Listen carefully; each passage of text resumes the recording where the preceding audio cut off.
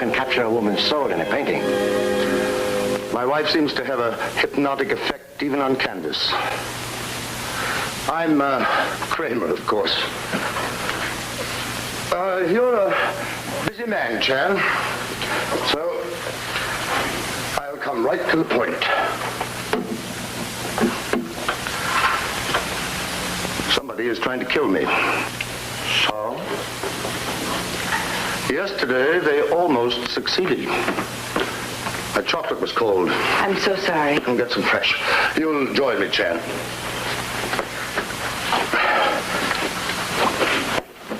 Now, let's see, where were we? Oh, yes. Somebody strung a cable across my road near the cliff fall. Fortunately, I saw it in time. That's why I sent for you. Please sit down. I'm honored, but why not the local police? Stupid, underpaid incompetence for the most part. I'm accustomed to the best. When I saw a news story that you were in town working on some cases, I called you. Have you reason to suspect anyone? No.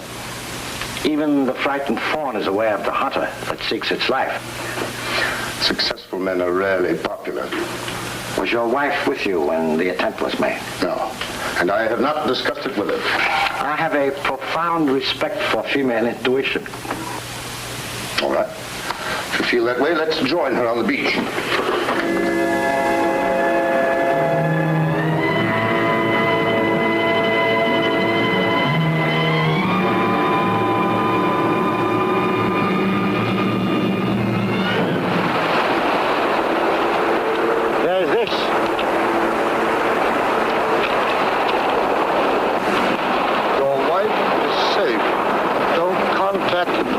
If you want her back alive, you will get instructions later.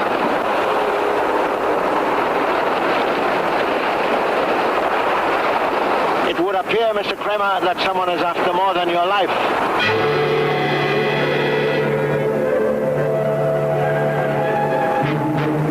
I want my wife back alive. Money's no problem. I call the police.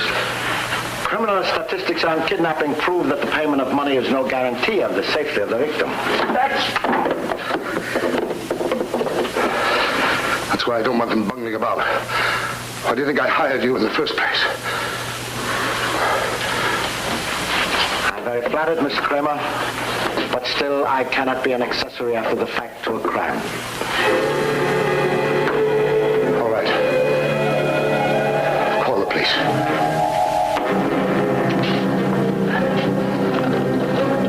Mr. Marshall, because of their bundling, I'll hold you directly responsible. And is this morning's swim a regular habit of Mrs. Kramer's? It is? Do other people know about it? I suppose. What sort of a woman is Mrs. Kramer? Mrs. Kramer is my employer's wife. Why don't you ask him? Because we're asking you. And after all, this is a criminal investigation.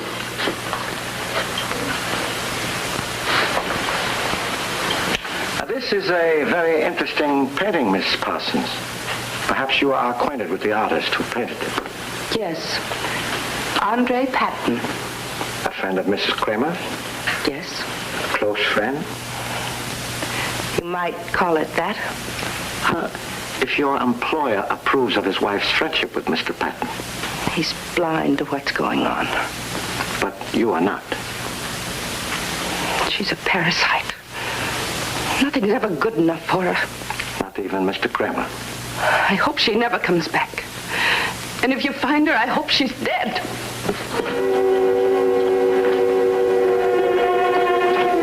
Pretty good job of needling, Mr. Chan. Don't know where it leads us, though.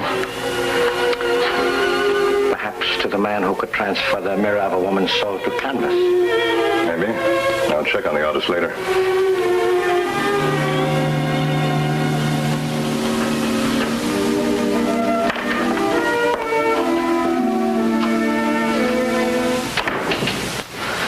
Please excuse the intrusion, Mr. Patton. My name is Chan. Oh? Throw me that rag, will you, please? The blue one near the goop.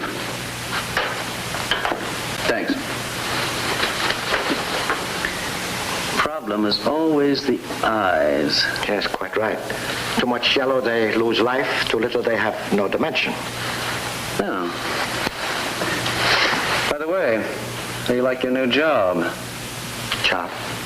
Yeah, working for old man Kramer. You did say you were Chan. You are very observant, Mr. Patton, but I am puzzled as to how you obtained that information. It's all over the village ever since Kramer went to the bank. You ever see such eyes?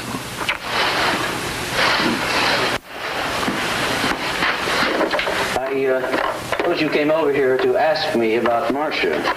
Well, don't worry. She'll be okay. Your confidence is rather unusual, considering the situation. No, she's too feline to get into any trouble she can't get herself out of. Like a cat, she was born with 9 lives. It'll cost Kramer money, but then he's got plenty of that. Obviously, you are well acquainted with the young lady. Well, you're not blind. I introduced Marcia to Kramer. She used to be my model before she married him. But you're wasting your time here with me. You'll find the answer to your problem a little closer to home. An enigmatic statement, Mr. Patton. Perhaps you can supply a little breeze to clear the fog from my mind. You ever thought of Kramer? Quite a character. A man like that could do a lot of strange things. His pride were involved. May I humbly offer a little advice, Mr. Patton? Such as? An artist's relationship with a married woman should be confined to paints and canvas. Anything more than that would be not only a breach of good taste, but could possibly lead to something very dangerous.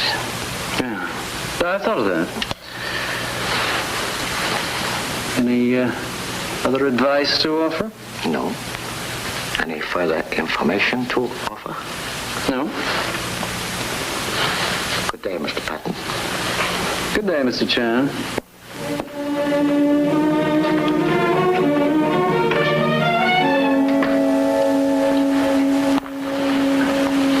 Get anywhere with the artist? A preliminary talk with a personality, Lieutenant, is like one of your plaster casts. Interesting in itself, but useless unless you find a foot that matches it. Well, I'll be talking with him and anyone else who might be able to fill us in.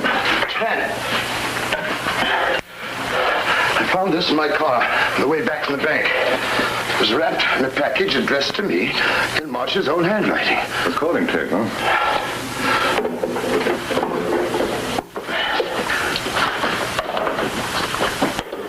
Tell me, do you have a machine that reproduces it? Yes.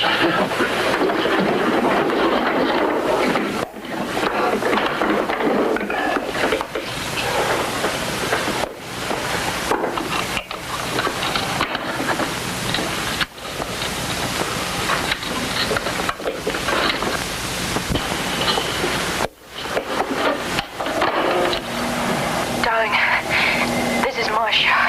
As you know, I've been kidnapped. I'm all right now, but... Darling, please do what they ask. They'll kill me if you try to contact the police. They want $50,000 in small bills, old and unmarked. Take them to Palo Bend at 11 tonight and leave them at the road excavation there. Darling, don't try and trap them. Darling, please.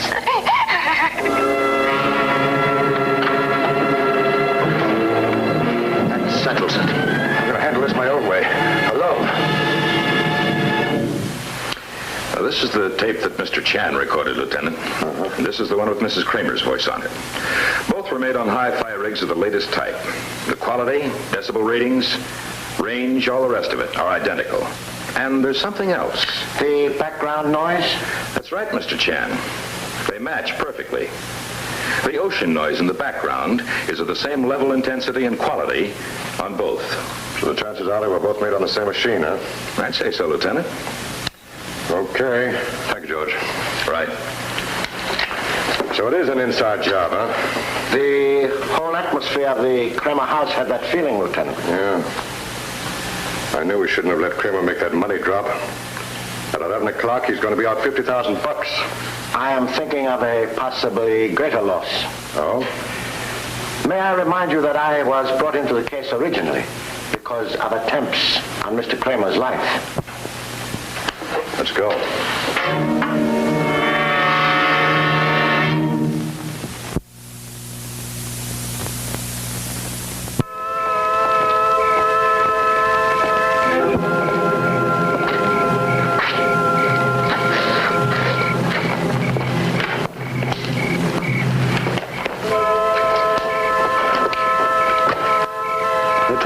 Stay off my back. The setup's a phony, Mr. Kramer. The tape recording was made in your own house. Now, please get back to your car. We're taking over.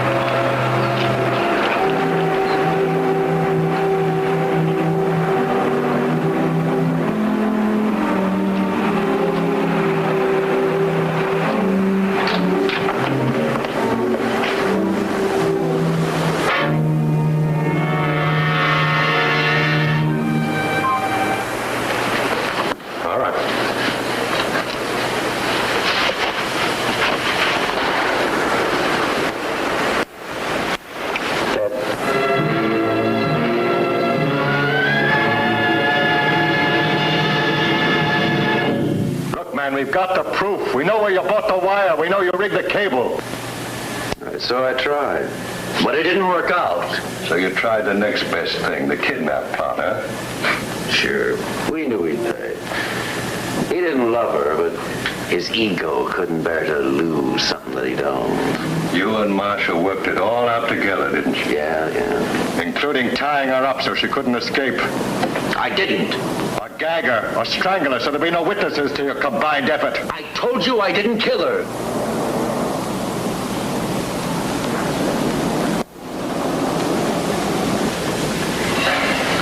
I hadn't even seen her from the time we left the beach together until I walked in there with the money and found her dead. Can't you get that straight? I found her dead. All right, Andy. Let's hit it from the beginning again. How long had you known Mrs. Kramer? The ME's preliminary autopsy report, Lieutenant. I'm waiting, Andy. Okay, boy.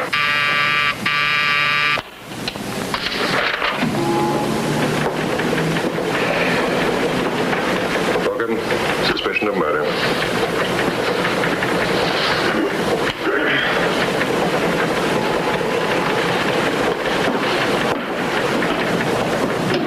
Think I can make it stick? Perhaps, may I? Of course. Did he sell you? I am afraid, Lieutenant, that the charge of murder is most unwise. Is that so? Fraud on Mr. Kramer, yes. An attempt upon his life, yes. But not the murder of the young lady. You seem pretty sure. Conclusion reached on first inspection of body. now confirmed in preliminary autopsy report. Probable time of death, huh? You note that death occurred some 8 to 10 hours before our finding of Mrs. Kramer's body. I've noted. Why then, if Andre Patton committed the murder, why should he return to the scene of the crime after obtaining the money, instead of departing most rapidly for parts unknown?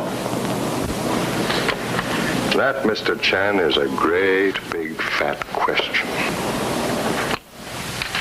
There's no need for you to see Mr. Kramer personally, Mr. Chan. You left full instructions with me as to the termination of your agreement. Mr. Chan.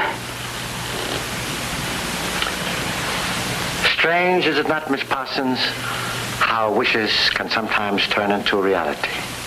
What? The last time we discussed Mrs. Kramer, you expressed the emotional desire that she'd be dead if we found her. Here's Mr. Kramer's check for your services. I trust it's adequate. Aren't you even going to look at it?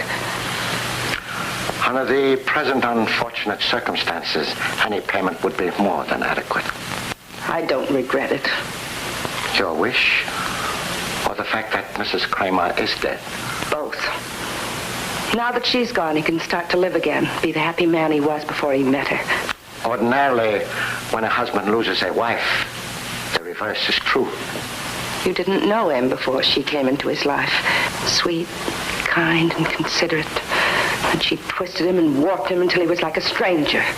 Cruel, hateful, capable of... Of killing, Miss Parsons?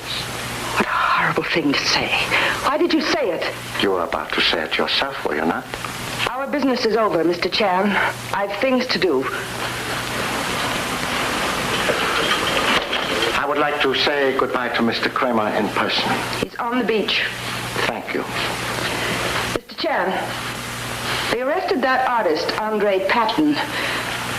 Why did you say that about Mr. Kramer?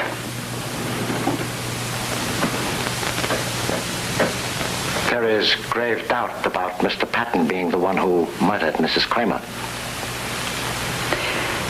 If he didn't kill her, who could the police possibly think?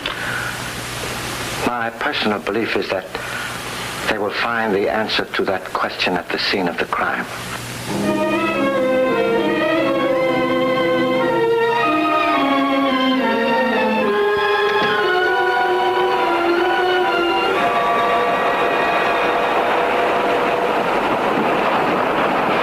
Parsons took care of you, Chan. I've nothing further to say. Perhaps not, but I felt it necessary to express my regrets. I told you and the police to stay out. You didn't. Marcia's dead. That's all I need to know. I beg to differ. The autopsy report shows that Mrs. Kramer died more than 8 hours before we moved in.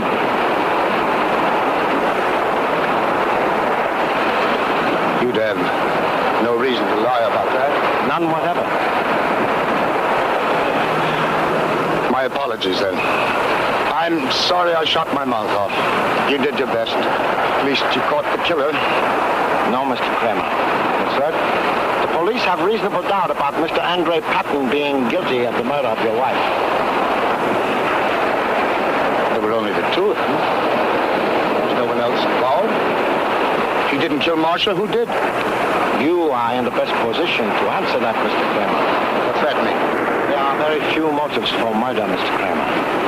One of the most powerful is hate. And the most powerful hate grows out of the loss of a most powerful love. You believe I know the person who could feel that way? No one was closer to the situation than yourself. The police have proof? That will take time, Mr. Kramer. As I told your secretary, Miss Parsons, they fear they will find all the evidence they need at the scene of the crime. Thank you, Mr. Chan.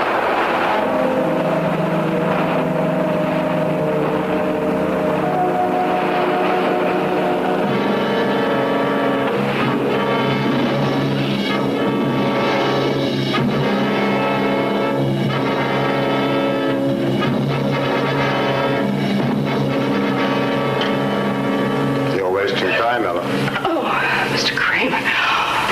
Oh, you're stuck been over everything. They wouldn't miss any evidence. Hadn't that occurred to you? Yes, of course, Mr. Kramer. That's why I'm here. I'm trying to tidy the place up now that they're gone. The summer season is going to start in a few weeks, and Hello. I thought that we should get it into shape so that you could rent it again. After all, it brings in a very tidy little income. Hello. Yes, Mr. Kramer. We both know what happened here yesterday afternoon. Yes, Mr. Kramer. In a way, that's unfortunate. It presents me with a problem. You have to understand. You know how I feel about you, Of course I do, Ella. You've been with me 20 years. You've been loyal and devoted. There was a very warm relationship between us. Yes, Mr. Kramer. A wonderful relationship. I'd do anything for you. You know that. There isn't anything I wouldn't do for you.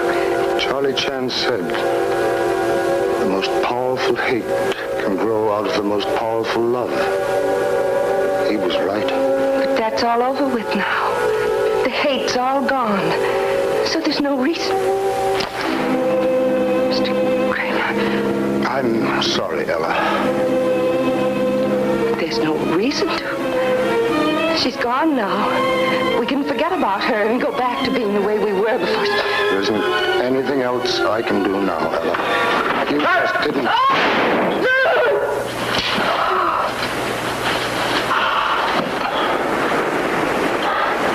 You knew all the time. Let us say, Mr. Kramer, I had a strong suspicion. Unfortunately, it was necessary to arrange something like this to bring it out into the open.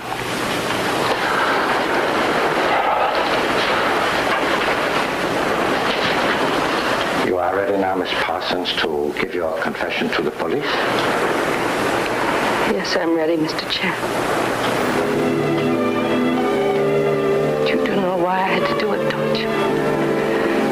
When I heard them planning, when I knew what they were going to do, there wasn't anything else for me to do. You do understand now, don't you? It was a terrible thing she did to you. She took your love and turned it into hate. I knew you'd never be happy until you were rid of her. That's why I did it. To make you happy. You do understand, don't you? I killed her to make you happy. You see? Just to make you happy.